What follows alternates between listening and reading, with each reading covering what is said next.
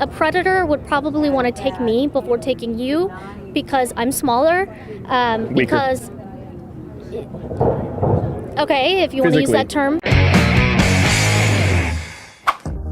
Time for the latest installment of Change My Mind, where we rationalize our positions on controversial issues. This time, we set up shop at the Dallas Women's March to take on the topic of male privilege. You're benefiting from white male privilege. Your three boys have hit the American trifecta of privilege.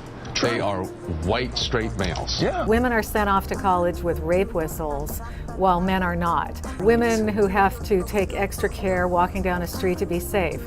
You know, it's a sort of invasion of boundaries of women that men do not experience. What can men do leaving here? Be better. I'm not convinced. But what do you think? What defines privilege, and are males, particularly white males, in 2020 more privileged than anybody else? Let me know in the comments section. Now, I should note we did have a few disturbances, namely violent assaults from two transgender individuals. But you can see more on that if you click the video in the box above. On to our first productive conversation with a locked and loaded Amari. Men of quality support women's equality. All right. Your name is Omari. That's right. What's going to see your other sign? Sure. Your hate does not make America great. That's right. Well, I think we both agree. No hate would make a country great. That's right. But that doesn't mean that anyone who votes for Donald Trump is hateful, does it? That's true. It doesn't mean that. Okay, good. All right. Because, a lot of these, that's why we sit down and do this, to try and cut through the sound bites and signage so we can actually have a conversation. Yeah, well, I appreciate that. Thank you. I appreciate you sitting down. Well, so I don't know how familiar you are with kind of what we do. Not at all. But okay. I do. So let me brief you with that. But we did have this instance where yes, you were saying you don't have white privilege. There's a sign saying there's no such thing. I think it's male privilege. Right. Oh, sorry, I mixed them up. Does white privilege not exist also? Well, today we're talking about male privilege, but do you think you have male privilege?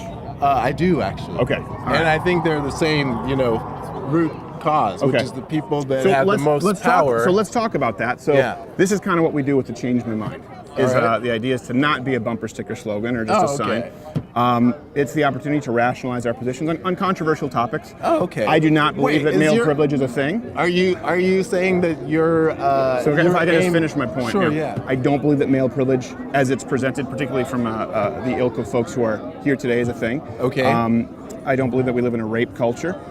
If you disagree with me, you are more than welcome to change my mind. So it seems that we can start with male privilege. Yeah. Okay. But also, are you saying that this whole setup isn't to just prove you're right and prove the other side wrong and increase your viewership? Well, I don't know. You present your argument and we'll see. Wait, so no, I'll let you talk. Set everything up. So is that not the goal for you? No, the goal is for everyone to see something that's unedited and not a cable news sparring match. Yeah. So none of this will be edited. Everything that you say will 100% air. All right. And I won't interrupt you or cut you off. Wow. So you're more than welcome to change my mind. All right. And it's Cooper. Crowder. No, Cooper was the other gentleman we spoke with. Crowder. I just said utter, like I'm a hello mother, hello father. All right, Crowder. So let's do this. Good. I appreciate the candor too. Oh, great. The positive setup you got going on. Yeah. So I don't know if that's sarcasm or not. I don't know. No, not at all. Okay, cool. Yeah. So male privilege. Let's I don't get think in it's a real there. thing. Male privilege. Yeah. Well, the fact that you got where you are and you've got this power, a woman could have done it, but it would have been a lot harder for her. So male privilege is this idea that your life is not, being a male doesn't mean you don't have difficulty or challenge. Sure. It just means that your gender is not one of the things making your life more challenging. Okay. And that is exclusive to males? I mean, there's all kinds of different privileges, but in terms of gender, so there could be female privilege as well. No, not really. No, I don't think so. Okay, so then how would you, I guess, sort of substantiate that? Substantiate? Yeah, why? What allows you to make the presupposition that my life inherently, as a male, is easier than a female, and that privilege only exists for males? See, that's where I have a disconnect. All right. I mean, I could pull up some stats, but I mean, generally we know that women make less money than men. Really? Okay. Women are the victims of rape and sexual violence at the hands of men much more often. Okay. than the other way around. Right. And you kind of just go down the list of the ways that women get screwed over in our society, and that I appreciate you. Yeah, By the way, you're making a great. I want you to continue. You're making a great case. So it was paid more, yeah. raped more Right. women. Yeah. And please, continue. But I just want to make sure I mean, keep track of them. 'Cause these are great. This is the whole point. I just want to hear what you. Yeah, no, I mean, I haven't looked at the whole list of just sort of, even just. That's a good start. It's something as simple as the lived experience of women. Right. Where my wife, she would have loved to have this conversation with you, but her job prevents her from doing that. She can't be on camera. But her experience is she walks down the street, and depending on the men that are there, she's objectified. She's turned into a sexual object by a group of men who are saying, "Oh yeah, I want to do this and that to your body." That's a really valid point. So walking down the street. Yeah, just not feeling safe in your own skin or feeling like you could be a full human being. Whereas me, I don't have to worry what I wear when I walk out the house. I don't have to worry if I have a tank top that my cleavage is showing and that I'm going to get unwanted attention. Good point. So that's Crowder. You're great. You're great. This is a. Well, I'm sitting. I just want to listen first and hear you. Because I think maybe where we would agree is legally there are no recognized rights that men enjoy in 2020. I don't know if you do that. I still keep saying 2019. Yeah. There are no legally recognized rights afforded to men in 2020, not afforded to women. So we would agree on that. And you're talking more so societal sort of ramifications. Well, and actually, I'm not sure about that. Women got the right to vote in 1920, so we're 100 years on from that, so they can vote. Yeah. But what other things are in there that, I'm not sure that legally there aren't biases against women still. Yeah. There may be, there may not be. I don't think there are. Okay. Well, and that's what I'm saying. If you have some, I would be willing to hear. No, I don't have any, but I would be curious to look and see. So maybe, for example, if you, this whole abortion thing, if you have a child and the child isn't healthy because you were taking drugs at the time because you're an addict or whatever, and then you get thrown in jail for child abuse. The woman's getting thrown in jail. The man who impregnated her is not getting thrown in jail. Maybe that's something to look at as far as a standard that impacts women. I'm sorry, I'm just a little differently than it does men. I don't mean to interrupt you, but No, go ahead. Do you mean that if a mother abuses her child and goes to jail, you believe the father should go to jail? No, I'm saying in terms of prenatal drug use, and you have a child born with some or that's not healthy because they were doing drugs. They were doing drugs, or they just didn't get the right prenatal care, and that's considered abuse. I'm not really sure. I'm just saying. Well, I just want to make sure that if we had this conversation 100 years ago and a day, then it would be like, well, clearly women are legally not don't have the same rights as far as voting. Yeah, for example. But what other examples could there be that we don't pay attention to or aren't as pivotal as the right to vote? So I want to make sure that I understand too. You brought up the idea of women are raped more often. Yeah. The idea that women are paid less, being able to walk down the street. And I just wanted to see where we find common ground. Sounds to me like today we probably agree that it's not really a legal issue as far as rights afforded. You're talking more about societal issues, which I think is a valid point. Right. I think it sort of discredits the argument. Person issue, really. Yeah. It's like, how do we treat our neighbors and our friends or people we don't know? How do we treat our women? Yeah, I think it's really important. Yep. Before we get to those, I know you mentioned women getting the right to vote. How did that happen? My understanding is that there was women suffragists who went out and marched just like we're doing now, so that women could cast a ballot. Right. And was that most women that did that? Yeah. I don't think most women were out there, but I don't know. Okay. I'm not I wish I were as good at. Do you know? Well, I'm questioning because I don't understand. Like you were saying that men obviously were in positions of power as when you first sat down. Yeah. And look at that. Yeah. Congress is. Well, hold on, going back to when they got the right to vote. Okay. So how does a woman cast a ballot to get the right to vote if she can't vote? She has to agitate. She has to. So who gave the right to vote? I guess is my question. Who gave them the right to vote? Who switched the law so that women could vote? Well, the men in power must have decided Okay. that they should do that. Yeah. Good for them. Progressive men at that point. I don't know if I could pat them on the back. I mean, it should have been done. It should have been like the. Well, this someone is how had to do is. it. Don't deserve a pat in the back Well, at all? someone did not have to say that women were inferior in the first place to not Right. be able to vote. So that's why. And those were the men that started it. And those men should have fixed it before it became a problem. Sure. So we just did as men what we should have done in the first place. Right. So I don't know if we get any special kudos for. Not for- but the men who passed That's it. what I don't know if they get any special kudos for doing what. I think so. men I should think have when done. someone does something right, I they think should be it was- praised for it. I don't know about that because No? yeah, Okay. something right. You're righting a wrong. Yeah, I So, think that people should be praised for doing that.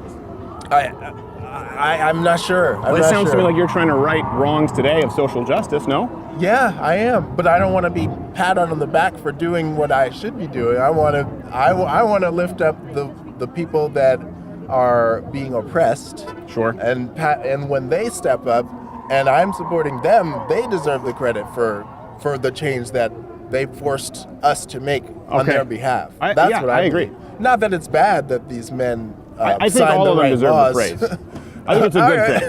thing. I think it's a good thing, All for right. example. I think people, I think the fact that, Abraham Lincoln signed the Emancipation Proclamation should have been done much longer before that. Yeah. But I think that that's a good thing. Yeah. And well, I think that at the certainly, time- that's a good point. I think that certainly we should appreciate praise Lincoln for someone that. like that. Yeah. I certainly appreciate it. Well, those But are again, good points, though. Those but are good points. again, even Lincoln, I don't say, oh, what a great man. If he didn't exist and he hadn't done that, I could still be in chains right now. So of course I Right. appreciate it, but I don't want Or to. if you were born in Africa, you could still be in chains right now. I suppose, or the Middle East. or Qatar. Europe, or I don't know, anywhere. There's slavery all across the world. This is true. Yeah, it's so, terrible. Point being, don't raise up this man because he used his privilege for good above the folks that, in the down, that were one down and rose up. Yeah. Put them first. Let's put the attention where it belongs. And the people who have fought for their rights and gotten their rights and pushed the more progressive among the oppressors. Yeah. to Well, let me ask do you the this. right Let me thing. ask you this. What if, let's say Abraham Lincoln signed the Emancipation Proclamation, right? Let's say Abraham Lincoln outlawed slavery, and let's say slaves themselves didn't want to be free. This is not the case. I'm just saying a hypothetical, right? Where's this going? This is going Well, I'm saying with straight the to hell. women's suffrage movement, Okay. wouldn't those people deserve to be praised if, for example, the overwhelming majority of women didn't want the right to vote? They were the ones advocating against it, not men. So wouldn't the men deserve the praise if they gave them the right to vote when women didn't want it? I'm totally confused by this question. The majority Sorry. of women didn't want the right to vote. They Is were that against so? it. Yeah. Oh, wow. Do you know I why? did not know that. No, Yeah, why? the reason why was because they thought that it would actually increase their work burden, decrease their quality of life, and a lot of people don't know this, but when you had to vote, it was actually a privilege in the sense that you had to either be a landowner, you were eligible for the draft. But why would Bucket Brigade? Are you aware of Bucket Brigade? No. That's where it's mandatory firefighting service, So, right? And so answer me women this. didn't want the right to vote, which is kind of interesting. Wait, a lot of what- people assume they did. Why do- Men wanted women to Why have the right to do vote. people fight so hard against these groups getting their rights to vote if it's such a burden? Well, my point is they didn't. There wasn't a push to vote, and then when it came to a vote, most women didn't want it. It was the men who passed it. So would that change, assuming I'm not lying, would that change your opinion at all if men, even in the face of a majority of women not wanting the right to vote, said, you know what, it's the right thing to do, you should still have the right to vote? Do they deserve any praise? No? I don't think so. Okay. I don't think so. But I do think your points. So I do think your points. This is really good because I need to learn about history because I think that's very powerful that you're aware of these things and you can pull out these factoids that. Well, that's a factoid. That's pretty big. A factoid would be like, a black widow's venom is 15 times more potent than that of a diamondback rattlesnake. Right, the fact that a majority of women didn't want the right to vote is kind of, we've been lied to at large. Yeah. If I'm not lying now. Yeah, no, for sure. I'm definitely going to go look that up. And I appreciate, and I didn't mean to disparage your factoid. No, by saying factoid. I appreciate it. This is I'm history. I'm a white male, I can take it. You can call me a piece of shit for all I care. I understand it. As Way to far as go, the other Crowder. points that you made, let's go back through them. The idea of women paid more. All right. Oh, also, I Okay, well then let me rattle off really quick. Right. Women aren't paid more for the same work. Women are actually not sexually abused or domestically abused more. And as far as the anecdotal idea that women can walk alone home at night, well, it wouldn't necessarily be the same for a 115-pound shrimpy man and a 180-pound female MMA fighter. So that's anecdotal. We can't really look at that statistically. But no, actually men are raped more often when you include the prison population. And that does matter because men are convicted much more harshly for the exact same crimes as women. As far as the 77 cents on the dollar, if you believe that, I think you really should do a little bit more research, because all that does is compare the median income from women in the workforce to the median income of men in the workforce. It doesn't take into account hours worked. It doesn't take into account risk of labor. It doesn't take into account travel, time away from family. When you account for all of those facets, women actually, in most studies, make a little bit more than men, but exactly the same. So I think it's important that if we're going to have this conversation, and that's why I wanted you to sit down and speak, and I know some people came in hot, I think it does matter to speak the truth. Mm-hmm. I agree with that. You could drop the mic, Crowder. You just killed it. Well, you said you were short for time, and I didn't want to interrupt you. Thank you, Crowder. Thank you, man. I appreciate it. Omari? Yes, I'll say this. That's one thing I will say as a white man. Steven, such an uninteresting name. Well, you know. Something like Omari. I'll never forget your name, but I'll always forget Bob. But Steven, your resume is going to get more looks and more callbacks than mine because your name is regular, you know? Really? Or boring. Yeah. Well, I don't know. I'd like to see the stats on that. Oh, that you can look up. My name was also associated with the first martyr, so my parents weren't necessarily destining me for greatness with that one. This is the first guy who was killed for Christ. Let's name our son after him. Yeah. I'm not thrilled about it. Yeah, but I guess, no, you definitely dropped a lot of points there that I don't have a response for. But I just say, as a man in my heart, I know that women out there are struggling under oppression all over this country, and the facts are the facts, but people can choose different facts, and I just know what I don't think people can choose different facts. I think your first statement was correct. Facts are the facts. And I think that, yes, there are examples of male privilege for sure, but there are also examples of female privilege. Yeah. And so I think it's important to recognize that there are privileges that go both ways. There is white privilege in the sense that there are certain advantages that white people would have, but there's also black privilege, that advantages that black people would have. There's male privilege in that certainly there's some biological advantages males enjoy. There's female privilege in that there are a lot of advantages females enjoy, but you don't believe that. Advantage doesn't mean the same as privilege. Privilege is like an overarching pattern of preference and power in a society. And that's what you got, buddy. That's what I got because I'm a white male? Yeah, that's right. I don't necessarily know that I agree with that. I know you don't. And I I'm trying to change your mind, not agree with it, but if you come back with some statistics, well, it's only up when you want to go, but I appreciate it, Omar. Thank you, appreciate you, Thank you very much. All right, I appreciate keeping it civil. Okay, yeah, for sure, 100%. Be well, stay safe. Yeah, I hope we get to do this again sometime. Absolutely. I'll look up the facts and we can do an encore. Okay, thank you, Omari. Thank you very much, man. Well, that went swell. Remember, if you want these videos to continue, please do consider joining Mug Club at louderwithcrowder.com/Mug Club. $69 annually for students, vets, active military. You get this wonderful hand-etched mug and a full daily show not available on YouTube, along with the Blaze TV's entire catalog. It is the only thing that allows these videos to continue. If not, that's fine. Enjoy the rest of the show. Bookmark this channel and check back for new videos every weekday at 9 p.m. Eastern. Let's get back to it. Meet Hannah.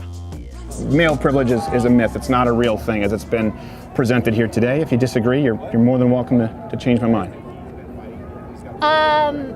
Male privilege as in that men have more advantages than women do? Okay. I mean, of course. I mean, sexism exists in every tier of our society in every way. In terms of employment, women still get paid for the same position, for the same work. Can I do one thing really quickly? Yeah. Just because I just want to make sure we don't. As a cis white male, and we've had some people who were upset, can you define woman? I think gender is more fluid than people who are more traditionalist. Like to think I am very for trans rights and loving trans people and wanting them to live their fullest lives safely. I define gender as what you identify with. Well, how do we define woman? I just want to make sure that I understand. Someone who identifies as female. Okay. I mean, it's a complicated world. I can see how people who maybe from more traditional societies, like my parents are from Ethiopia, even though they're progressive, politically and socially, it's certain things are kind of difficult to wrap your mind around, and that doesn't make you a bigot necessarily. Sure. But I'm very for trans rights. So when you are talking about sexism or systemic advantages toward men not afforded to women, you are also including trans men to women. Trans women have their own issues. I mean, trans people are beaten up, attacked, killed in the streets simply for being who they are. I mean, I am terrified for them, to be honest, particularly in communities that may not be as educated, may not have as much exposure to people like them. Okay. But okay, I just wanted to make sure that I didn't overstep my bounds. So we are including trans male to females among women. Okay. Yeah. So continue as you were presenting the idea of systemic male privilege. I think the whole idea that women have their role in the home and that they don't belong in the workforce, they don't belong in positions of leadership, I think that has been dismantled to a large extent. Sure. But there is very much still the idea of, women. That's a good thing? Of what? The idea that women shouldn't necessarily be in the home. I think the wave of feminism that I see and I understand that most young people around my age accept is that women can do whatever they want to do, and that's what I believe. If a woman wants to be a stay-at-home mom, great. If a woman wants to be a career woman and never get married, phenomenal. I think women should do what makes them happy. People should just do what makes them happy. I would agree with all that, except if she wants to be a career woman or not get married, phenomenal. I think it's her choice. I don't think it's a good one, and statistics would bear that out. But I agree. I think feminism, if I'm not mistaken, if we both agree, is women making the choice. I think people, in general, if you're not breaking any laws or hurting anyone, you should do whatever you want. You should be allowed to do what you want. As long as, under those parameters. Yeah. I agree with you. I also think, going back to the idea of basic feminism. Well, the idea is male privilege. So I guess I think we need to talk about one more thing when we talk about the two genders and their relationship. We need to talk about race and feminism. A lot of the times, black women feel disheartened by mainstream feminism or what they call white feminism because the statistic they bring us a statistic about women make this number of cents to every dollar, and black women make even less. Yes. So and I think Hispanic women make less as well. And Native American women, we always forget Native Americans. Sorry. No, that's not just on you. I think as a culture we do. Sure. But we have to always be cognizant of intersectionality when it comes to relationships between the genders. So a lot to keep track of. So let me, try and laser in on some points so we can find out where we agree or disagree. You talked about systemic discrimination and male privilege. That's kind of what obviously is the catalyst for this conversation. Can you point to any single right in 2020 afforded to a man not afforded to a woman? Before we get to societal, because I would agree with you, but legally speaking. I think, as of today, this day and age. Yeah. But what you have to understand is that a lot of things on paper are set up a certain way for equality, but in practice it's very different. It's kind of like in theory there's equality, but in practice there's so many discrepancies. The glass ceiling still exists, and it will exist. In theory we have equality. What do you mean by that? As far as the law? Because we have the law, but there's so many. Okay, so there's the law, so much we're specifics equal under the law completely, but then in practice, you're saying we're not. Okay. And there are certain things that are different, like for example, men can be drafted, women won't be into the military. That's female privilege. Yeah, I guess you could put it that way. It depends on perspective. Women are not allowed. Well, how does that depend on perspective?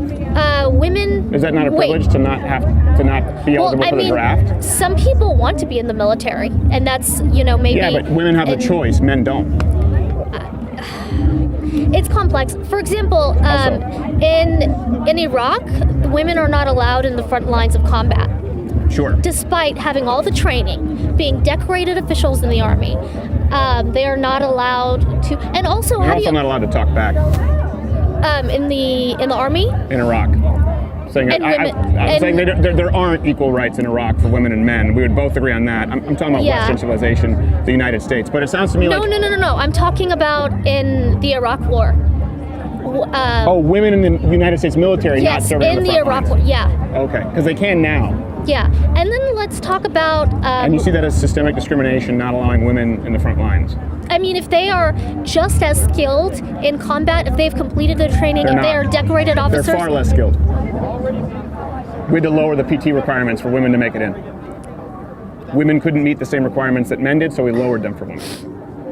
Well, in combat, it's not like it's with guns. It's with military-grade weapons, so it doesn't require the same amount of we lowered the ruck times as far as how long you run with a pack on your back or carrying someone who's also in your platoon. We lowered the pull-ups. We lowered the push-ups. We lowered everything for female standards, and that's female privilege, right? Men had to meet a certain set of standards, and when women couldn't meet them, we lowered them. So I just think that's not female privilege. Oh, okay. That's promoting equality among the genders.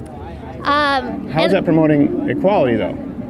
By lowering the standards? By allowing them to be involved directly in serving our country, giving women all the same opportunities. It's like, I think you're moving into the territory of affirmative action. That's what I sense here. Well, no, what we were talking about was the draft, and I think that's important. Yeah. Because you said that's not a privilege for a woman to not be automatically eligible for the draft. Where we both agreed that feminism should be a choice, right? That's the idea, a woman choosing her life. A woman has the privilege of choosing not to go in the military. A man doesn't. And this is kind of important because it ties to the idea, of women's right to vote. You do realize that men only had the right to vote because they were eligible for the draft and bucket brigade and owned property. And women got the right to vote without being eligible for the draft. I believe that women had...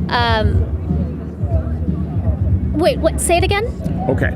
So, do you know in women's suffrage, when women were given the right to vote, In 1920, not for women of color. Women of color didn't get the right to vote for decades. To that. But 1919 ratified in 1920, yes. And black women were, but before even within the women's suffrage movement, there was a lot of racism. There were hold on a second. Let's stay with this, because right now we're talking about male and female. So, who gave women the right to vote? Who voted for women to have the right to vote? Progressive men. Men, sure.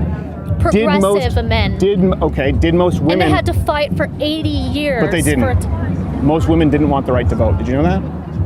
The majority of them didn't. Do you know why? Because of the draft. Because of bucket brigade. Because voting was not seen as just an inherent birthright no matter what. It came with certain sets of responsibilities. To allow women to vote who didn't want it, we removed those responsibilities. I think when you are taught black is blue your entire life, you will believe black is blue. They were taught that women did not belong in... Because if they're voting, they may vote for women into office, and they did not believe that women belonged in positions of power and positions of leadership. They were brainwashed. That's being indoctrinated.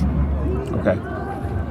So the men who were brainwashing them to not be able to vote were the ones who overwhelmingly supported and got them the right to vote, even though women didn't want it. Men overwhelmingly supported the right to vote for women? As far as people... Who are the people who are oppressing women for centuries?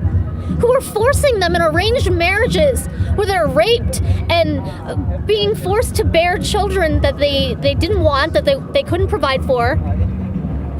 Women were oppressed since the beginning of time, except for maybe a few classical Greek societies. Women were oppressed in every corner of the world. The majority of men did not support the right to vote. The majority of men were trying to disenfranchise the women's suffrage movement since it began in the 1840s. I'm a little confused. How do laws get passed? Men were the ones who put Susan B. Anthony in jail for trying to register to vote. Let's stick with the vote. How do laws get passed? Through both houses of Congress. Okay. And in order for it to pass, I just want to assume I don't know a whole lot. Does it require a majority to vote it in? Yes. Okay. And was that majority back then, would it have comprised of men? Men, when they were facing the pressure of a cultural shift, they did what was right. Okay. They had changes of hearts. They changed their perspective, and that was because of the tireless work of these men try to disenfranchise them every step of the way. That's not accurate. But let's move on to today, to 2020. Maybe we'll just disagree. I do have some sources here afterward, which will be interesting, some kind of data on how many women wanted the right to vote. Again, provided that it came with the current set of responsibilities that voting did at the time. But we go back to today. We both agree there are no legally recognized rights afforded to men, not to women. But you mentioned systemic privilege or societal privilege. Could you give me some examples of that? So in 2020, what is male privilege? Male privilege is not having to walk down the street and being afraid of being sexually harassed, of being catcalled, of being objectified, being treated as an object of sex and not a person with thoughts and feelings and dreams and goals and complexities. You don't have to walk down the street and feel afraid the way women do in certain parts of the country. Some of us do. And some of us much more so than women. And do you want to talk about other societies in the world? No, I want to talk about the United States. Because I would totally agree with you with societies like you mentioned. I think you mentioned Ethiopia or India or Islamic countries. I would agree with you. Let's say Ethiopia is a Christian country, but... Sure. No, I didn't say Ethiopia was an Islamic country, but I know Ethiopia, not necessarily the same kind of rights that we have here in the United States. And as a general rule across the entire Islamic world, women are not afforded the same rights as men. I think that's horrible. So for the record, I obviously think women should have the right to vote. But where we disagree is I do think it's a female privilege to not be forced into the draft. Now, I do take your point here where you talk about walking down the street. I mean, we just had someone assault us right here to try and steal the sign. It was actually a woman. So it does happen with men as well. Now, as far as sexual assault, I would agree. I hate the sexual objectification of women. That's why I have a problem with feminism, because as I'm sure you know, women's liberation, the pornification of culture, it's been supported by most prominent feminists, and I've even seen women here supporting sex workers. So I think you and I would find common ground there. I think as far as sex work, it's not something that I would want for myself or my family, but I think if it's two consenting adults, I don't see the point of criminalizing. I don't know if we should completely legalize it right now, but at least decriminalizing it. It may not be a fabulous life choice, but an adult has a right to, and oftentimes it's the conditions of people's lives. That's what people understand. I don't want to get, it's just we were talking about sexual objectification. I'm saying we agree on that. I don't agree with you on the idea of walking home and not being fearful. First off, I think every woman should have their head in a swivel, and I think every man should. And I do think that men commit a majority of the violent crime in this country, but it's also perpetrated against men. In other words, if we're both walking down the street at night, I am more likely to be violently attacked than you are. I'm talking more about like sexual assaults, abductions, things like that. A predator would probably want to take me before taking you because I'm smaller. Because, if you want to use that term. Oh, what term would you use? I mean, you don't. Anyway, that's besides the point. Physically, I'm stronger and you're physically weaker. That's what I'm saying. In other words, for the same reason that I would try and help you if someone were physically assaulting you because I'm stronger than you. And someone could drag me into a van a lot easier than they could drag you into a van. Yeah, it'd be harder to drag my fat ass into a van. But that being said, men are the victims of violent crimes more than women. What about slut shaming? Okay, well, I guess let's just switch topics. What about slut shaming? What about promiscuity and how women are demonized for having sexuality? Because we live in a very sex-negative society in general, but... I'm sorry, I thought you just said women were objectified and seen as sex objects too often, but now you're saying we're demonizing women if we see them sexually. No, you know what I mean. I really don't. I think whenever, like for example, if you were to have X amount of partners sexually, like if I slept with 12 people and one of my male cousins slept with 12 people, who would be called a slut? I would call you both. Maybe you would. I'm saying society in general slut shames women a lot more. And I will admit, it's women who slut shame women a lot. Yeah. Women actually, as a matter of fact, this is kind of interesting where you talked about the objectification of women. Do you actually know that women, when they've conducted these studies, and I have these sources for you, they did a more recent one, very specific with online dating, but in general, women grade men far more harshly on physical traits than men grade women. Men grade women on a bell curve, But, and actually are far more for forgiving. example, Women are far harsher in their expectations of men physically. That's false. That is, on its face, absolutely, unequivocally a lie. Incorrect. Women are judged based on their looks way more. I mean, douchey young guys see women walk by and be like, oh, she's a 9. Oh, she's a 7. Oh, that person's out of my league. First of all, no human being is superior to any other human being. I mean, I really In certain facets, I sure. really resent the notion that, like, oh, that person is out of my league. I can't pursue them. But women are, going back to the 10 scale, women are judged on the 1 to 10 scale a lot more than men are. I don't walk by and go through Well, and and go, that's anecdotal. I'm talking about. that guy is a 7. Oh, he's not out of my league. Let me go talk to him. That's not how women approach So men. would you- Women are judged based on their looks a lot more. Women are called ugly. Women are called, okay, can I give you an example, specifically what I'm talking about? This is from the 90s. This is from the OJ trial. Every day, the press would criticize Marcia Clark's, she has no fashion, she has ugly hair, she looks frazzled with her horrible curly hair. And they never go, oh, OJ, what an ugly tie he was wearing. Oh, Johnny Cochran. Oh, he got his suit at Goodwill. Like, no one would say that. Actually, I think of everyone involved with the OJ trial, the one most remembered for crazy suits was Johnny Cochran. He's the one who was trying No, to but he was not criticized every single day and attacked for her looks the way Marcia Clark was attacked. People were calling her unattractive. People were saying she had no sense of style, like I said about her hair. They were not getting that. People would be like, oh, wow, that suit is kind of out there. And so this is an example of male privilege to you. Yes, because they wouldn't be like, oh, he's ugly, he's unappealing because of his looks. And also, can I make another... I'm sorry, I don't want to get into the... No, I want to move on because I've been called ugly so many times and rightfully so. Rightfully so. The idea, the anecdotal is what we want to deal in here. People didn't teach you that your looks... First of all, you're not ugly by any means. Second of all... Neither are you. Thank you. And by the way, my wife there is out of my league, and so would you be if I were a single male. I have no problem saying that. No, she's not, because no human being is better than anybody else. They are in certain facets. I'm sure she's far more physically attractive than I am. I'm sure she is beautiful, but she's not better than you because she's beautiful. She's more beautiful than I am. But she does. I don't know if that's true, but more people want to have sex with her than me. Can I bring up another point? It's a little bit unrelated, but it's related to Marcia Clark from the OJ trial.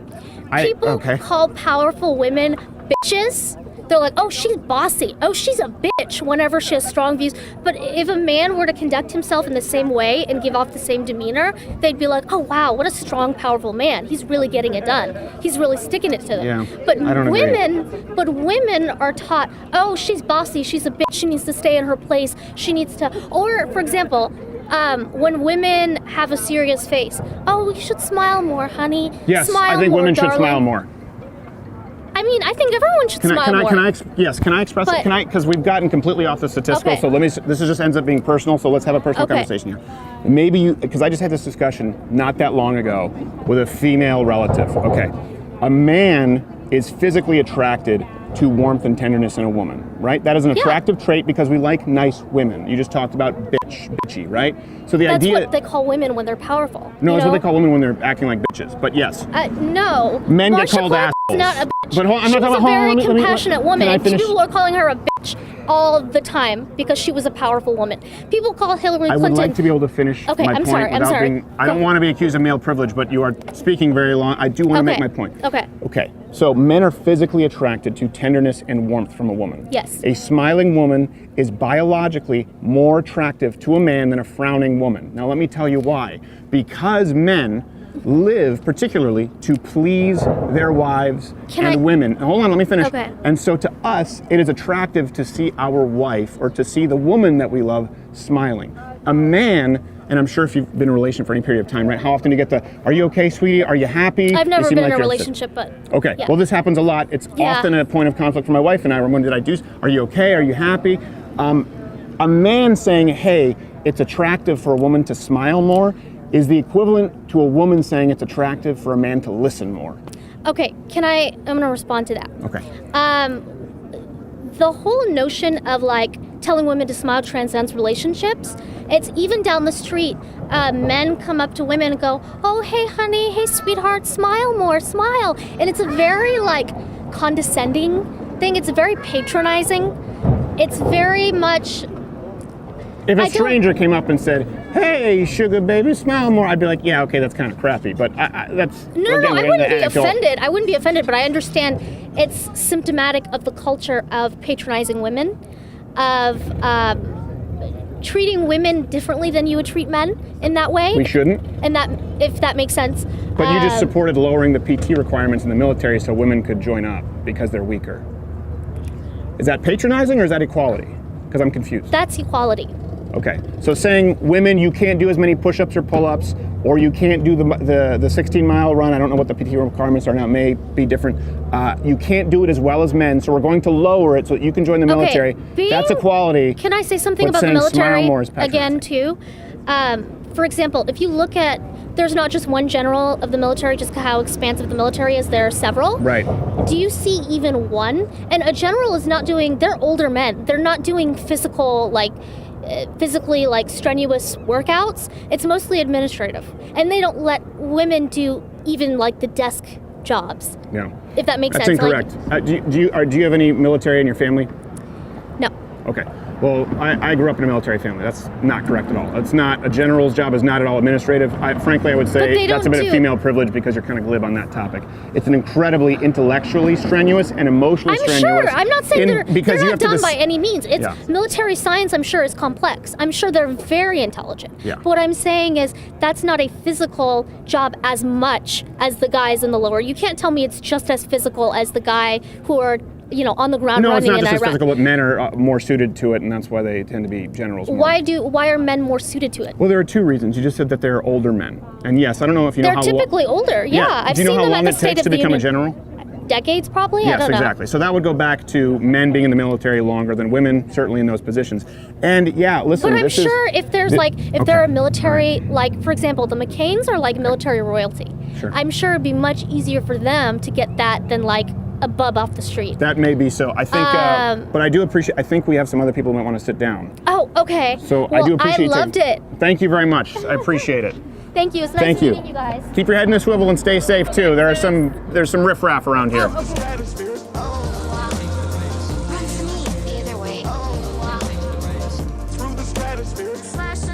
I was waiting. It had been a long time since I spoke with him. Good David? Cigar weather? Steve, it is. It's perfect cigar weather. It's beautiful outside. All right. So apparently you had some insights. You wanted to sit down and talk. I don't know how familiar you are with what this segment is, with Change My Mind that we do. It's basically ideas, not a cable news edited sort of talking point gotcha match. Okay, Everything is that. completely unedited, where we can rationalize our positions on controversial topics. Obviously, you've seen today the Women's March. A lot of people talking about rape culture, male privilege. So male privilege, as they've described it, not a thing, in my opinion. And if you disagree, you're more than welcome to change my mind. Okay. Yeah, I would say I disagree in the sense that I do think male privilege is real, in the sense that, biologically speaking, men are born inherently stronger. They have higher testosterone levels. Sure. So they're able to protect themselves physically a lot more than a woman who might be untrained in a martial art or something. Yeah. And in that sense, they have an inherent strength advantage when it comes to protecting themselves, such as walking around the streets late at night. Yeah. And in that sense, they do have a certain privilege. Yeah, I would say that's an advantage, a biological advantage. Right. Right? That men are physically stronger, women are physically weaker, sure. I wouldn't necessarily disagree with that, but that's not really what they're talking about here. As a matter of fact, some women have said the opposite, where they've said, I don't need your protection, I don't need your help, I can take care of myself physically. You can even listen to some of the speakers here, so I think some of them would disagree with you, but I don't disagree with you at all. I think then maybe we would both agree there are no legal rights. When we're talking about privilege, we're talking about systemic discrimination.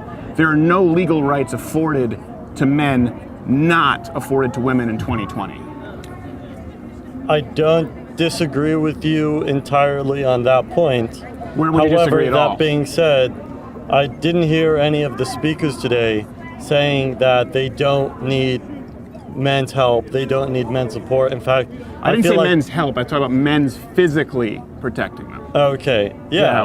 And But I agree with you. I completely think women agree are with very that. weak and very vulnerable to being attacked by men. I don't agree with that. But if you look, So- most of the Wait, most what? of the I'm agreeing with violence- you. I'm confused. Okay, well, what I'm saying is that if you look at most of the violent actions, Yeah. they are caused by men and they are perpetrated by men. Well, I guess which violent actions would we be talking about? Physical harm, rape, things of this nature. Okay, so they are the ones who commit those crimes more often Men are, than women. than women. Correct. Yeah, that's probably men by their very nature are more aggressive, but men are also disproportionately the victims of these crimes, more so than women. By other men. Yes, often. Unless we're talking about domestic abuse, where the rates are actually pretty similar, men to women, women to men. But Right. as you said, women are weaker, so it's not as treated as big of a deal. They have different advantages. I wouldn't like to use a word such as weaker, but obviously when we're talking about biological strength, then yes, men have the advantage. But of course, So that would mean women are weaker. That's like a trigger word that you can use, because to say women are weaker, I don't think there's a lot of different types of strength. And Women are physically weaker than men. Sure. Sure. But, it's important to delineate that from all of the other types of strength that there are. Sure. That women might have, and women do have more than men. Right. Like, for example, like what? Like emotional strength, like intellectual strength, things Okay. of this nature. So you think women are smarter than men?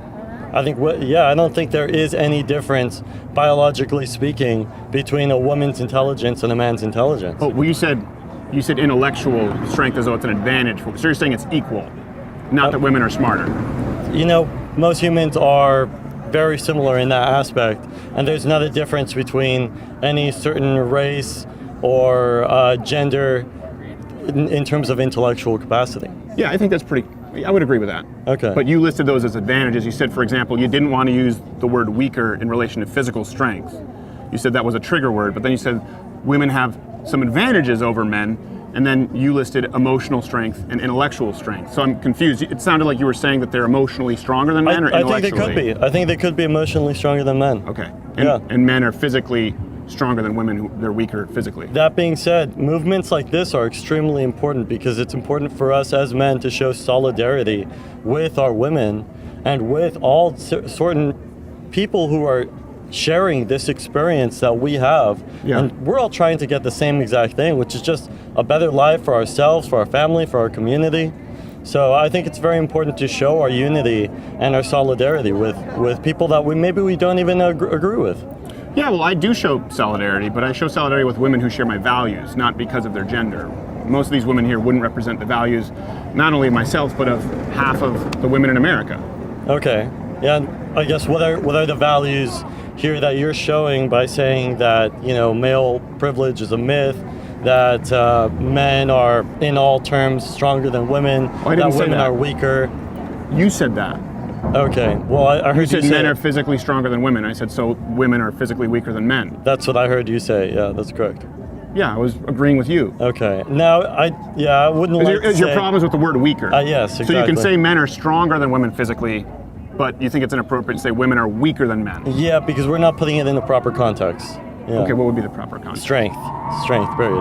But Yeah, but going in that physical sense, strength, sure. and I think you agreed with me on this, that men do have that male privilege when it comes to having that strength, that physical strength, Sure. of being able to going around and have more confidence that they won't be raped or taken advantage of or, Well, no, or that's not brutally true. assaulted. Men are raped far more often. If you look at other countries around the world, there are several instances where women are raped and the accusers end up going off scot-free. I agree, You know? yeah, especially like in Islamic countries, Or, Sharia law. this just happened in India not too long ago. Yep. And then the accuser or the victim was on her way to court, and there was another tragic attack where they actually set her on fire. I know. So it's very important for these movements where we show solidarity that it's not just it's not just for people in the United States. We need to show our values, which I hope you would support as Americans. That women where shouldn't be we show burned? our solidarity with not only other men, but other women Sure. and everybody all around the world in order to support the values which maybe you and I have in common, which I'm not sure what your values are. I'm not well, sure. no, I certainly would value that. I don't think that women should be burned alive for accusing men of rape or being raped. Or would you agree that they should not be raped? Of course. Okay. Yeah, then. But thank God we don't live in a rape culture in the United States where rapists are prosecuted and convicted. Now, I don't see a lot of these marches going on in India. I would like to, and I haven't seen any signs of people talking about liberating women in India or Islamic countries. Would that be something you'd like to see more of? I would like to see you fight or propose the argument that male privilege is a myth in other countries that are not the United States. What do you mean? I think male privilege is not a myth in places like Islamic countries or Saudi Arabia, where women didn't have the right to drive by themselves until recently. That's true. But in the United States, there are no rights afforded to men that aren't afforded to women. Now, that being said, I agree with you that women are physically weaker than men. Men are stronger than women. I don't necessarily consider that a systemic privilege. I consider that a biological advantage. And I would agree with you, not on intellect, not on necessarily emotional capacity, but on the flip side of that coin, we probably agree, women enjoy some biological advantages or privileges that men don't. So you're Right? saying that we are both privileged, that Yes. men and women are privileged? Yes, in different ways. Okay, Yeah. all right, I agree with you. You agree with me on that? Yeah, well, I think we just reached an agreement. Well, yeah, I think we agree on a lot. What I do disagree with is obviously the perpetuation of this idea that there's a patriarchal society or male privilege or a rape culture, or that if we want to support women, we have to support these women. So see, I support the women who've showed up who are pro-life women, women who maybe support the values that I support, and they're women too, and that makes up 50% of the country. So I think it's a misrepresentation of the women of America to take this march wholesale as emblematic of all women's points of view. See, I would disagree with that. I think that this march is actually purely, case in point, pro-woman. Well, no, there are all kinds of pro-abortion signs, pro-Green New Deal signs.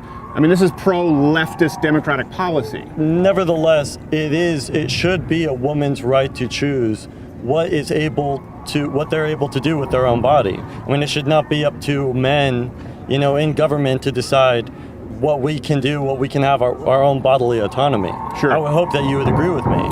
So let me clarify, abortion was not one of the topics of discussion on that day, but since this gentleman brought up a woman's right to choose, I thought it warranted a bit more exploration. I would agree that no one has the right to tell somebody else what they can do with their own body, provided they're not hurting someone. Yeah. Agreed, yeah. The baby in the womb is not their body. I guess we disagree on that. Why? So let me ask you this. You believe that the baby in a woman's womb you believe that's her body, not a different body? I believe, yeah, they're inherently connected. So how many fingers does a woman have? That's besides the point. No, it is the exact point. No. How many feet does she have? Does a woman have a penis if it's a boy? Yeah, see, I completely disagree with the whole premise of this notion, because you're saying that the baby inside of the mom is separate and disconnected. You're saying it's the same. So how many feet does a woman have? I'm saying they're connected. You said it's the same body. I want to make sure I understand. You said the woman has the right to do whatever she wants with that baby. And by the way, I understand that women people like to go to this argument if I disagree with them, because if I have a penis, I can't have an opinion. But you're surrounded by a lot of women who disagree with your point. Right, and so I support them. How many fingers and toes does that woman have if it's her body? Does she have 20 fingers and toes? Or does she still have 10? Either way, I still support women, whether they are pro-life, which I don't agree with, whether they are pro-choice, I support them. Point blank. How can you support both? Pro-women, because I am not someone that says, if you don't believe in my values, if you don't believe in what I stand for, you don't have any rights, you don't have a right to speak. No, this is America. Well, no one's saying that. In America, you have rights. Sure. And you should be able to speak your mind as you are. You should be able to basically say, whether you are pro-life, whether you are pro-choice, great. I want you to be heard. Sure. And that's what this march is about. Showing solidarity with women. Forgive me for a second, but you were the one who said, I should have no say in what a woman does with her own body, correct? So you said I have no right to an opinion. And then I said, but myself, along with many women here, and all biologists would tell you that that is not her body, the baby in the womb. So the only person here arguing that someone has no right to an opinion is you, that I don't because I have a penis. What's your name? Steven. Steven, I should not have a right to tell you that you should not be able to smoke that cigar. I should not have a right to tell you that you should not be able to drink alcohol or do whatever it is you want to do. Agreed. As long as you are not hurting somebody else. I agree. That's where I'm coming from. I agree with you. Now, I may have a different opinion. I may have an opinion that says, I don't think you should do crystal meth, but whether you want to do that or not, that's your body. If you've never tried meth, what a trip. I'll take your word on that. Okay, all right, we'll take my word for it. No, but I'm still saying it's not an accurate comparison because we're talking about another body. You have yet to explain to me. Let me ask you this. When does this become another body? Here's a fetal development chart. I wasn't even planning on talking about abortion today. Okay, yeah. Honestly, me neither. And I'm sure you already have talking points. No, I just want to ask your opinion. So you say it's the woman's body. Where on this chart does it become a separate body? Once they cut the umbilical cord. Not saying that, abortion should be up until that point. Why not? Well, that's just not my values. But why not? If it's not a person, if it's not another body, why shouldn't you be able to abort up until the head crowns? I don't think it's the right thing to do. Yeah. Why? I don't understand why. If it's just a part of the woman's body, it's like clipping a toenail. Why do you think that, there should not be any abortion? Why do you think that it is not part of a woman's body? Yeah, because the only way to accurately and consistently delineate what constitutes a person would be at conception. What about a zygote? And that's the biological. Yeah, so let's go. I would even say this. Do you realize it's you as that little zygote? Do you realize your hair color, your facial hair, your bone structure, whether you were an innie or an outie, whether you would grow chest hair, your intellect, your genetic code that is entirely unique to you, separate from the mother and the father, is created at the moment of conception. It's the only way to accurately and consistently delineate. Now, if you don't believe that that's the case, that the idea of a new unique body shouldn't be the standard bearer, then you need to have a pretty clear litmus test. And it sounds to me like you just said, well, I don't think up until the umbilical cord is cut, but I still think it's wrong for abortion to happen that late in the pregnancy, but I don't understand why. Incorrect. You are misrepresenting what I said. Okay, I don't want it. So I was basically saying that the baby is connected to the mother quite literally until that time. Okay, because you asked me when do they stop being connected? So I asked you if it was the woman's body, and you said it was. I believe that women, look, whether it is a separate life, or whether it is, able to be independent on its own, which I don't think, even up until any of these stages. No, of course not. Well past that, up to 2.5, it wouldn't be viable. You leave it on the balcony in the winter would die. So I think that this is something that we as, moral people that can disagree, that have differing opinions and different points of view should come to an agreement through discussion, through disagreement, bringing our own valid points of view, just as yours is equally as valid as mine. However, I would have to defer this to, scientists or people who are more educated on this matter. Not saying that your opinion is therefore null. No, scientists agree with me. I do value your opinion. Yeah, well, that's where my opinion comes from, is science textbooks. Okay. That's what defines life. It begins at conception scientifically. We can change, and I'm saying if you would like to change that, you can, but your barometer, which is as long as it's attached, if I'm not mistaken. What I'm saying is a woman, now in my point of view, I think, generally first trimester is safe. Even going up to, some parts of the second trimester, okay.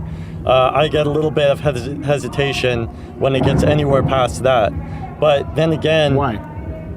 I just don't think it's proper. I think that by then, too much of it has formed where now it is more of a viable baby, more of a viable human being. Okay, so you're against abortion in the third trimester.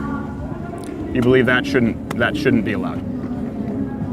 I think that abortions should be able to be provided, because if you don't give people the option to do it cleanly, safely, then they're going to do it on their own. And so even in the third trimester, but you just said that at that point it's a viable baby. You're going to have people taking that into their own hands, and then you're going to have a loss of life. I mean, murder according to your own definition. You said in the third trimester it's not right. I'm talking about, one where you don't have any medical overseeing, where you don't have any doctors that are a part of it.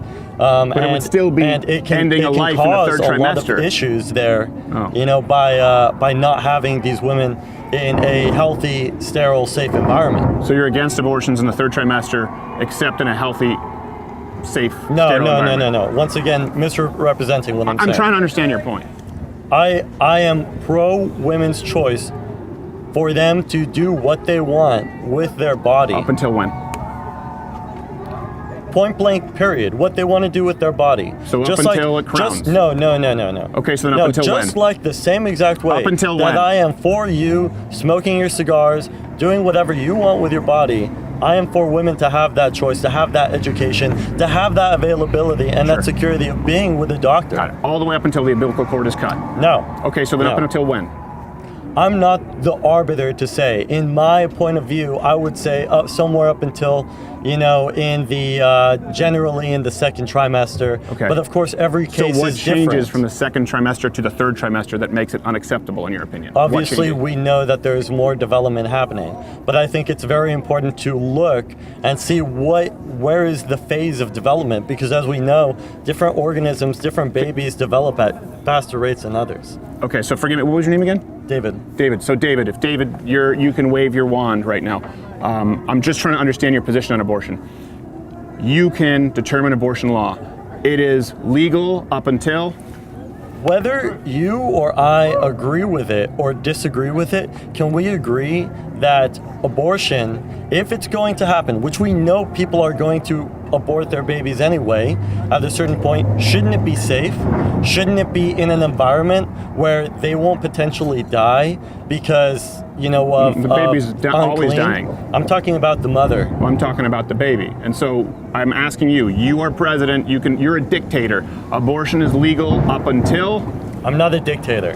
I'm not a dictator. In that world. And I would not do it without the advisors, without my advisors, both, doctor advisors, scientific advisors, and I would want to hear what the people have to say. Okay. I'm not a dictator. I'm not saying you're a dictator. I'm saying in a perfect world, I'm trying to understand where you draw the line with abortion, but you're not. In a perfect world, we don't have abortion. In today's world, where do you draw the line? Final go. My final go, I say today, we need to have safe and available abortions for women who require it, who need it, who aren't as advantaged and as privileged as the people who have more capital, more financial resources as us. Up until when? I'm not the one to say that. Okay, so I didn't misrepresent your view at all. You've just not expressed it. Okay. Thank you, though. I appreciate it. I don't want to go around in circles, but I appreciate taking the time, brother. Thank you, David. Now, like that conversation, we ventured into a different topic with Alexis and ended up talking a bit about rape culture. Also, you may recall that in that video, and if you want to see it, a link is in the description or playing in this box, a transgender individual opted to refer to me as a dumpster fire and assault me with a hobo's Tupperware container. You know what? Go watch it. I don't want to spoil it. Alexis. Steven, nice to meet you. Nice to meet you. Now, I know that you came up and wanted to have a conversation. I don't know how familiar you are at all with kind of this segment that we do. Changed my mind, but let me just explain it to you quickly so we kind of understand where we're coming from. Sure. The idea behind this is to have the opportunity to rationalize our positions on controversial topics without it being edited like you see on cable news, scoring points. It's completely unedited. And as it relates to today, we've just talked about male privilege, but right now we've also seen a lot of signs regarding rape culture here in the United States. Not a real thing. Rape culture is a myth. If you disagree with me, you're more than welcome to tell me where I'm wrong and change my mind. Okay, yeah, I do disagree with you. Okay. I, for a lot of reasons, rape culture it's something that's been going on for not just decades, but for hundreds of years, and it spans cultures and countries all across the world, and it does lie very much within male privilege, and rape culture is compounded by lots of variables. So whether that's in the workplace, male or female, actively engaging with women or men in inappropriate ways, or perhaps you're walking down the street and a woman is wearing a short skirt, so someone feels that's that's acceptable to touch her ass. And I'm sorry, I don't know if You can say profanity that. is good. I mean, you shouldn't do that. You shouldn't do that, No. yes. But But you can say it's it. this capacity where even law enforcement, when a woman who is told, if you're assaulted, please go to the authorities, they will handle it. And then someone in a privilege of power, let's say a cop or an attorney or whatever, they ask the question, well, what were you wearing that night? That permeates.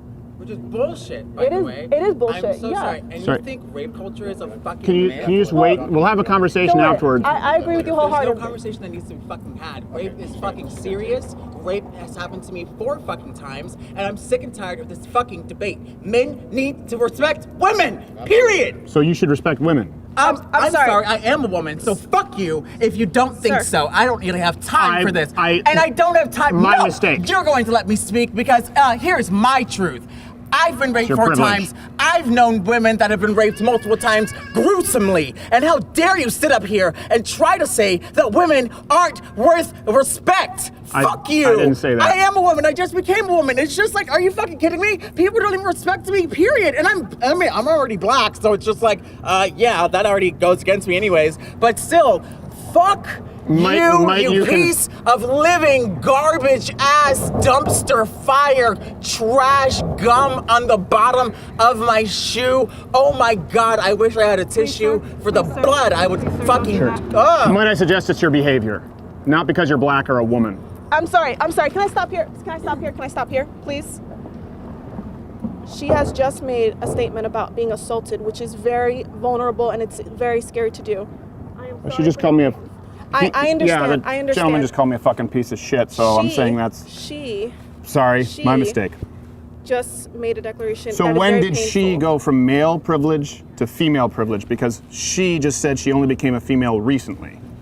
That's not the conversation we're having. It is now. That's not the conversation. That's not the Well, conversation you just I came gave them into. the right to come in and interject, No. so I would like to discuss that. You said this video is for the purpose of having a discussion, Mhm. and it Yep. and it wasn't okay the approach that she made, but it also wasn't okay to antagonize and to just do How did I this. antagonize? If we're gonna have a conversation, let's go back to what we were originally Well, talking no, about. I think this is important because I think that's an example of female or trans privilege right there. Are we talking about rape privilege or trans privilege? Because I No, want to stay hold on a one second. topic. Are we talking about? What was that? No, that's when we're talking about rape culture, and well, we were also talking about privilege. So, So I'm gonna finish what I was saying earlier. well, I would have liked to finish as well, but since we were And that wasn't interrupted, my I do fault. think That wasn't my fault. And I no, brought but us you back. did step in when I was And I trying brought us to. back to us having this conversation on your video. I brought us back because you weren't helping the situation, so I brought us back. Well, it's So not I'm about gonna- helping the I'm situation. gonna- It's about I'm being going to truthful. finish- Truth matters. I'm going to finish saying my Okay, truth. go ahead. Your Okay? truth. Let's hope it's the truth and not what that lady was saying. Thank you. I appreciate that. Yeah, So within I believe that's the- a man. and you're entitled to that belief. Sure. That woman, very upset, made very valid points. Made One of zero them- valid points. One of them being that if you go to the authorities and they ask you what you were wearing, whether you were as covered up as I am, or if I was wearing something with my cleavage hanging out to here, unfortunately, people within law enforcement will say or insinuate that you had what's coming to you because of what you were wearing. That is one of the compounds that come with it. Rape culture. Any statistical is, bearing to substantiate that claim? Can you elaborate more? Well, you just indicted our entire police force. So, do you have any statistics that would show that rape is dismissed and cops say if you wore a short skirt, you deserve it? Because the statistics that I've looked at, rapists are actually convicted at the same rate as all other violent criminals, even more.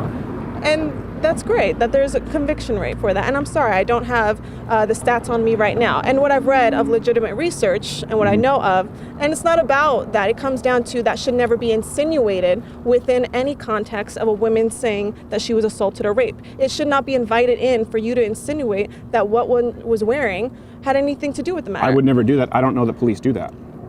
It's pretty well documented by women. Where? Many people in this country. I'm sorry, I can't come up with that right now for you Okay. off the top of my head. I think that matters. It does matter. And I think I'm it not, matters to have those resources because statistically Yeah. it's not reflected. And what statistics tell you differently? That Well, that's all not the statistics that we case? have available to us as far as reported rapes, how often rape occurs, trials for rape, and convictions. From which sites? FBI and DOJ. Okay, this and yeah. And there's- RAIN. Yeah, and I'm sure that if you want to RAIN look up is statistics, actually a. I know what RAIN is. Okay. I know So what there you RAIN go. is. So they Thank all you. reflect that. Okay. Was that mansplaining? No, just you sounding like a bit of an ass. Okay. No offense. Yeah. No offense. Contrary to our friend there previously. Oh, I'm not saying that how they came up and screamed at you was acceptable, because Sure. that's not going to create a cohesive conversation at Right. all. You It just really excuse doesn't. the behavior. I do not. You just excuse the behavior, and that's not. If you're going to let me finish my sentence. I'm sorry. I'm sorry, but you just Are you spoke in gonna a let me- paragraph, and then I responded. So, I'll let you continue. Okay. But I Thank would you. like to speak at some point. Oh, thank you for letting me speak, and I will happily let you speak in a moment. But in regards to that incident, since we want to continue bringing it up, when a woman says that, woman or male, however you see her, I see her as woman, when they have said, I was raped 4 times, that is excruciating for any person. And to publicly say that, no woman should have to scream in the streets that she was raped, and That for her person to be didn't have looked- to scream. No, they didn't, but they felt that the need to, and that was extremely painful for that person. That was very hard for that person, and I respect that, how difficult that was for that person. Okay. And I wanted to give that person a hug, and they wanted to walk off, and that's okay. Yeah. That's okay. You know what usually happens? That's an example of female privilege there. Because if that's a man, we treat them very differently, and I'm sure you're aware of this. Oh yeah, it's not There's fair. accountability between men. Oh, absolutely. That Yeah. not the same case with women. Men don't get in men's faces and behave that way because there's Really? fear of ramifications. Yeah. Oh, okay. So Okay. let me ask you this: define woman. Woman. Just because I think we're missing each other here, and I don't want us to, have misconnections. So that sort of spurred this. What is a woman when we're talking about men's privilege, rape culture? Define woman for me, so I don't get it wrong. Well, a woman is any person who defines herself as. If you're looking at biologically speaking, a woman is someone who has female parts. Her anatomy is that of a vagina, and having just female parts. And then for me, I know I'm a cisgender female. I know this about myself. Okay. But it's not about, it doesn't matter what I define myself as. I ask others what they define themselves as. Well, it does, and because you that's just it. said biologically female parts. Obviously, our friend there wouldn't have that. So one would that be definition of included? it. Okay, but that's your definition of it. That's one definition of it. What's your definition of it? So that way I'm not stepping over any bounds. What's your definition? Any person who uses the pronouns she, and who identifies as such, Okay. I respect what they identify themselves as. I do not ask them what their parts are. I do not. Now, if there's a conversation about who's going to be able to bear children, I will be able to because of what's. Well, I also think it matters, right, because we'll be discussing statistical realities, data that would separate men and women. And so I think it's important that we agree on what would be defined as a woman versus a man. So you're defining it that way. I would tell you the data, then the statistics that I present, maybe you find to be completely invalid because they always include biological women. So, okay, I would like to continue the idea of rape culture. I'd like to stay with the United States, if that's okay, because I would agree with you that there are rape cultures elsewhere across the globe, and I think that's a real problem. In the United States, though, the idea of rape culture, and perhaps you could define it for me, but as it's defined in academia on campus, is a culture or society where rape is prevalent and or permissible. Now, it sounds to me like you were insinuating that's the case because women aren't believed by the cops if they go forward with rape. Is that sort of your presupposition here as to why the United States is a rape culture? Yes, partially so. But as said before, there's a lot of other compounds that come with it. If there's law enforcement that doesn't help protect women, yes, that's absolutely going to permeate rape and it being a culture. But And do you think that's the case here? I think that's a large, significant reason why rape culture exists, why women are very afraid to go to the police because it's a traumatizing, it's just traumatizing to tell your friend that you were raped. It's traumatizing to go to law enforcement because they're going to ask you to tell you their story and then you're going to be asked to say it again and again. And when there's a single doubt because of a piece of clothing or the time at which you were out, whatever the case may be, and this is not just for women, this is for men too, because Sure. Men are assaulted and raped as well, and it's even harder for More men. than women, yeah. I don't know the numbers on that, so Yeah, I if you can't include say. the prison population. Oh yeah, within prison, most definitely. And that matters because men, we're talking about male privilege, are convicted and sentenced much more harshly for the exact same crime as women. So more men are incarcerated, and overall, men are raped more because of the incarceration rate. So that would be a female privilege. Oh yeah, if a woman rapes and assaults someone, they should be incarcerated in the same manner which a man is. Yeah. Now, still, you're going to hear of more female cases, and not necessarily. You're going to hear more female cases coming out, and it's disappointing and very sad for men, especially in this country, who have been raped, because there's a masculinity component that comes with that, and there's a lot of reasons why men don't come out. But rape culture exists within that too, because a man who says another man was raped, that they may be told, well, you're gay, or you're this, or you're that, and unfortunately, that permeates rape culture when another man confides in another man and says, well, you're an F this, or you're whatever. Well, a couple of things. So I think we need to look at a couple of components that you've claimed that I disagree with. The idea that rape is prevalent in the United States. Mm-hmm. Yeah. I would say no. Okay. So what define prevalent for me? Because for us to live in a rape culture, it would have to mean that rape is very common and we are permissible of it. Now, I know you think the cops and the legal system are. We can get to that. But before that, define what we considered prevalent for us to live in a rape culture. As a very well-developed nation, considering all that we have access to in terms of technology and education and everything, looking at the Me Too movement, the percentage and the percentage of women who came out after so many women came out in solidarity, it was, no one could believe, oh my goodness, that many women in this country have been raped or assaulted. It wasn't in the country, victims. It was in Hollywood. Okay, and you're saying that Hollywood doesn't necessarily reflect Yes, that is exactly what I'm saying. Why so? Because the rape rate is far higher in Hollywood than the United States. The rape rate in the United States, the incidence of rape is very low, and Hollywood is pretty high. So within Texas, Dallas, Houston, and San Antonio being the three largest cities for human trafficking, where Terrible. rape and assault is chronic. Those are three major cities, and between the three cities, women, children, and men are carted off like cattle to be what we know, raped and assaulted and everything.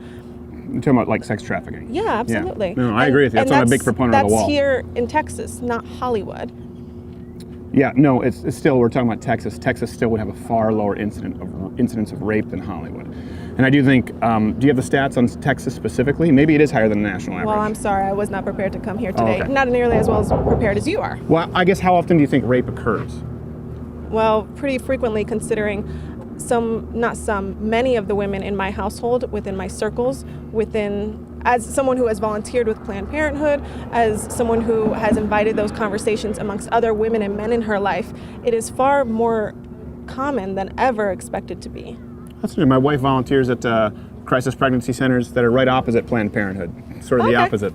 But yeah, she understands that as well. She's worked with them. Well, I think the rates, the statistics, the data do matter, not the anecdotal. So for us to be a rape culture, how common would rape have to be? And then if you don't have an answer, we can sort of move on to the idea that it's dismissed. I think it's very hard to say how common it is when people still, we don't, even what's accounted for today and the data that's out there today is not truly reflective of how common it is.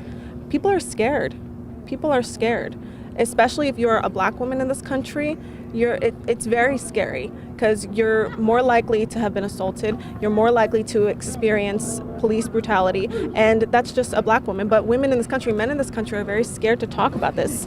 Now, to clarify, this section did get a bit redundant. It droned on, and we were discussing rape culture, which wasn't really the topic of the day, so I'm going to speed through a bit here, but the entire conversation is available unedited at louderwithcrowder.com/mugclub. Trust me, you're not missing anything, but I wanted to provide full disclosure. Here we go. So, for example, we can go to, like, Kavanaugh. Do we believe every woman who makes an accusation? I think... And I use that because, since then we found out that all of them have been verifiably false. And that was a man whose reputation was smeared in the public eye. So there's a danger there as well. I fully supported her going up on that stand. Okay. And even though there's no evidence and they've recanted that it's not true. No, I don't support Kavanaugh for a lot of reasons. But we're not talking about a lot of reasons. We're talking about him being accused of the heinous crime of rape, which we now know to be false. I still won't support Kavanaugh, and that has nothing to do about supporting Kavanaugh. Can you defend a man's innocence against false allegations of rape? I don't think any man should go to prison or anything like that if they didn't commit the crime. Right, but should a man's reputation be tarnished if he didn't commit the crime at all? Well, should we believe Christine Blasey Ford? Should we believe Julie Swetnick? As soon as a woman's reputation is not tarnished, then I will try not to tarnish a man's reputation. I'll put them to the same bar. Is it immoral for someone who knowingly fabricated a rape story, is it immoral for that person to do so publicly and ruin a man's life? Because that's what happened 3 times. If it happened and that's her story, I believe her story. Okay, first off, there is no story, and the 2 people we're talking about, Ramirez and Swetnick, who made up the stories, recanted it, said it's not true. And Christine Blasey Ford only provided evidence of corroboration that was immediately discounted by the people who were questioned regarding the corroboration. So my question is, why do you believe her when there is no evidence and there is evidence to the contrary? I believe her because I can't imagine what undeniable pressure she was under.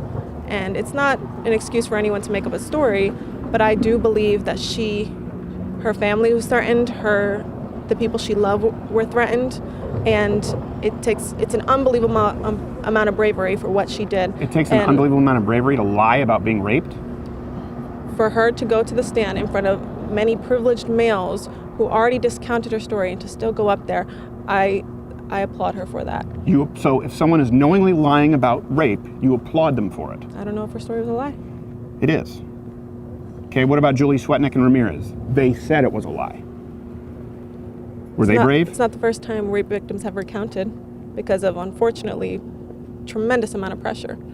So I can't say that in those 2 instances, but it's not undocumented. It's documented for women to recant. I will say this: rape is really, really bad. As a matter of fact, I would advocate for harsher sentences than we currently have for rape, and certainly compared to my home country of Canada, where a lot of them get off not scot-free, but they often get off with less than a 20-year sentence. I think that they should practically be buried beneath the railroad tracks. Rape, absolutely terrible, heinous crime, completely impermissible. I'm so glad that we prosecute these people and put them behind bars. That being said, can you say falsely accusing someone of rape? Bad. Oh yeah, it's bad. Okay, good. It's bad. So we would both agree that what happened with someone like a Kavanaugh, or people who are accused of rape with no evidence, is a horrible thing. We need to put a stop to that as well, because that also diminishes real rape that happens. Yeah. That makes women more afraid to come forward. Yes, unfortunately it does. I think what you're speaking to were very publicized occasions, and the lines between truth and reality very blurred. And No, they're not. This is where we're going to disagree. They're not. And by the way, every high-profile case that has destroyed men's lives, for example, Duke Lacrosse, those women were believed. Do you think that was a good thing? That woman was believed? I'm sorry, I don't know which particular The Duke case Lacrosse team, woman claimed she was raped. This was a big thing, and they considered it not only a hate crime, not only a sex crime, but a hate crime. UVA, Rolling Stone article, lives were destroyed because the women were believed. Is that a good thing or a bad thing? Mattress Girl, Columbia. I'm sure you know Mattress Girl. The guy couldn't even go to his own graduation. We now know that was completely false. Good thing or bad thing? I would love to give you 400 other examples that are... I don't need to. Those, good or bad, that women came forward with no evidence and were believed. I'm not familiar enough with the details to say yes or no. And I won't give you a yes or no answer. Okay, let's assume I'm not lying. Are you familiar with Mattress Girl, UVA, or Duke Lacrosse? Because these are the highest profile rape cases before the Me Too Harvey Weinstein, right? And they all were proven false. So that was because women were believed, just like in Kavanaugh's scenario, without any evidence. And this is, by the way, the reason for this is under the guise of a rape culture. And so under the guise that men should feel guilty and we should believe all accusers, several people's lives were destroyed with completely fabricated accusations of rape. Those instances, UVA, Duke Lacrosse, Mattress Girl at Columbia, Brett Kavanaugh. Good thing or bad thing that women were believed when it turned out they fabricated it? With the exception of Kavanaugh, I'm sorry, I'm still not going to agree with you on that one. Okay. For those other cases, I can only say that I'm sorry for anyone's lives who were destroyed, who were innocent. And for all the women who felt to recant, perhaps because of pressure, undue pressure by university systems, by law enforcement, I give my heart out to them. This has nothing to do with recant. Let's not try and soften it. If I can say rape bad, rape accusations bad. But there's only one of us here advocating believing claims without evidence, and that's yourself. I believe in evidence. I believe in various forms of evidence. Okay. And according to what you've said here, and this is just we're going to disagree, you think that a claim is valid evidence? I think a claim is something that should be heavily considered with hopefully evidence, but it is... But a claim with no evidence should be? I think we should still try to fight. I think we should still try to make a case. Okay, but if there is no evidence, And we still and there's a keep claim, going. so you still continue what? I'll still continue fighting, and I'll still... If a woman comes forward with a claim of rape with no evidence whatsoever, what do you do? What should the legal system do? I'm sorry, I can't say I have a solution for that. Put me on the spot, because I know that's the goal here. No, it's not the goal. I'm not understanding where you're coming from. It is the goal. You think I have to have an absolute opinion, and that I can't have perhaps an in-between opinion. You think I have to, because I say I believe in rape culture, that I want to convict all men and say that any man who looks at a woman sideways, that I need them convicted. You want me to have an absolute opinion on things that are very gray areas, and I won't do it. I don't think that's a gray area. If I can say rape is bad, I believe it should be just as easy for you to say a rape accusation, a false rape accusation with no evidence is bad. I think that's bad, but I'm not going to negate a claim either. I'm not going to throw out a claim. I won't do it. So what do you do with the claim? Sorry, if there's no evidence and there's evidence, no, this matters because if we're talking about a rape culture, right now we handle rape as we do other crimes. That requires a preponderance of evidence, and rape is a very infrequent crime in comparison to other crimes with a similar conviction rate. By the way, men are raped more. So I have a problem with rape. But if you are insinuating that there is a rape culture, that rape is more prevalent than it statistically is, and that all claims should be believed, I am asking you, what do we do if there is a claim with no evidence, and in Kavanaugh's case, or Columbia Mattress Girls case, or UVA or La Crosse, evidence to the contrary, what do we do? I think you should find evidence that corroborates stories, because it's not uncommon for one person to experience that, others to have experienced that. Sure. And to look at what are the university's stances on someone who is raped, because there are some campuses that will highly discourage you going to the police. How well documented are there cases of rape or this or that? How well documented or lack of documentation, or what slipped under the rug because of reputation purposes? So it starts from like looking at university systems or state laws, and looking at it from the very smallest minute side of things to the larger grand scheme of things. I don't understand what that means. So if we collect 100 pieces of anecdotal evidence where one woman and 100 others say that this man or woman did this to me, it's anecdotal evidence. Yes. Let me explain to you why that should be discounted, and why testimony is the least reliable form of evidence. Do you realize? After 100 people? Yeah, let me tell you why. Do you realize that what you just did is you encourage a system of those in power? So in other words, right now, I could accuse you of a crime, and I could much more easily get 100 people to corroborate my story without any evidence, just because I have an audience. Does that make it any more valid? I could say that you raped me here. There's no proof. It makes it valid. Now, once again, I'm not discounting that, yes, evidence is important, but it weighs into, if 100 people said I raped you, then my golly, I could do that very easily. Something happened to where the lines between you and I got really blurred, and that needs to be looked into. That needs to be examined. If that's the case, what happened between you and I? And yeah, for damn sure, please, someone, take us to a courtroom, and I want, if they all say the same thing, then fine. But that needs to be examined. That needs to be examined. What happened?